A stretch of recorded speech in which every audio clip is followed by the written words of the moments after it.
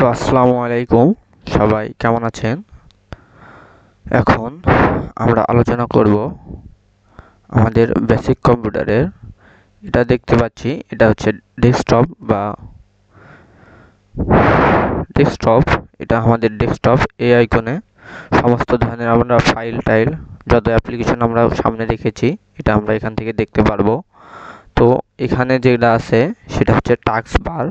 এটাকে আমরা টাস্ক বারে আমরা আমাদের কাজ অতি দ্রুত করার জন্য আমরা অনেক সফটওয়্যার সামনে রেখে থাকি। তো এখানে আমি কিছু সফটওয়্যার রেখেছি।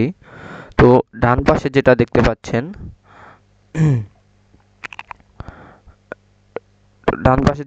পাচ্ছেন এটা হচ্ছে স্টার্ট বাটন। এই স্টার্ট বাটন থেকে আমরা এখানে যে সমস্ত অ্যাপস বা কোনো সেটিংস করতে চাচ্ছি এখান থেকে তাড়াতাড়ি আমরা খুঁজে পেতে পারি।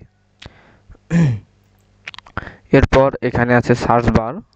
এখান থেকে আপনারা যে কোনো কিছু সার্চ করে নিতে পারবেন আপনাদের ডেস্কটপের। এরপর এখানে আছে নিউ ডেস্কটপ। আমার একটা সেটিং করা আছে যে কারণে এটা দেখাচ্ছে, আপনাদের এখানে নাও দেখাতে পারে। আমি কয় নম্বর ডেস্কটপে আছি সেটা আমাদের উইন্ডোজ 11 জন্য এটা একটি নতুন একটা আপডেট এসছে।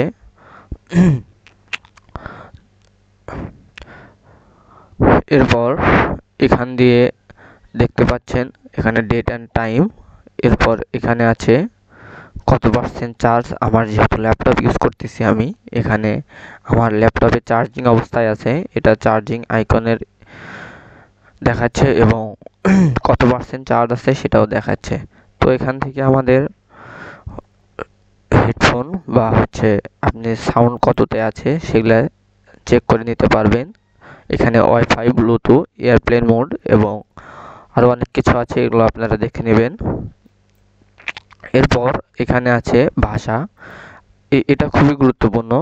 আমরা যখন কোনো কিছু কাজ করতে যাব এবং পরবর্তীতে যখন ওয়ার্ডে, পাওয়ার পয়েন্টে এবং বিভিন্ন জায়গায় কাজ করব তখন এটার খুবই একটা গুরুত্বপূর্ণ কাজ আছে, সেটা আমরা পরবর্তীতে আলোচনা করব।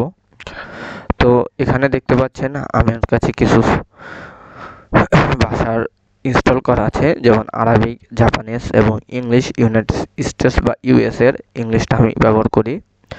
তো এরপর এখানে মাইক্রোফোন অপশনটা আছে, এখানে আপনার উইন্ডোজ সিকিউরিটির যে অপশনটা পেয়ে যাবেন।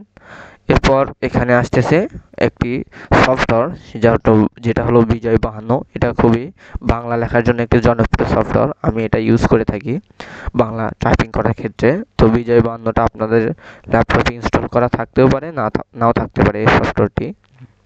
তো এই ছিল টাস্ক বারের। এরপর আমরা এখন দেখব ডেস্কটপ থেকে আমরা একটি নতুন ফাইল বা ফোল্ডার তৈরি করে কিভাবে আমরা কাজ করতে পারি। এজন্য আমরা কন্ট্রোল শিফট এবং এন চেপে দেব এবং এখানে একটা নিউ ফোল্ডার তৈরি হয়ে যাবে। এইভাবে আমরা একটি নিউ ফোল্ডার তৈরি করতে পারবো এবং এখানে আমরা নাম দিতে পারবো। ধরুন আমি দিলাম PT1। তো এটাও একটা নতুন একটা ফাইল বা ফোল্ডার তৈরি করার প্রক্রিয়া। এরপর আমরা আর অন্যভাবে তৈরি করতে পারি, সেটা হলো এখানে গিয়ে আমরা মাউসের রাইট ক্লিক করব। রাইট ক্লিক করে এখান থেকে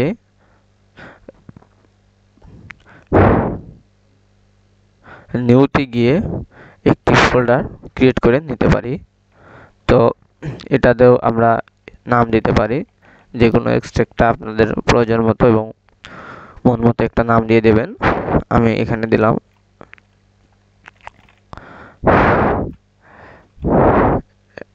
একটা নাম দিলাম A1। তো এইভাবে আমরা করতে পারি এবং এটা ডিলিট করার জন্য আমরা এর উপরে মাউস রেখে রাইট ক্লিক করে ডিলিট অপশন দিয়ে দিলে এটা ডিলিট হয়ে যাবে। এবং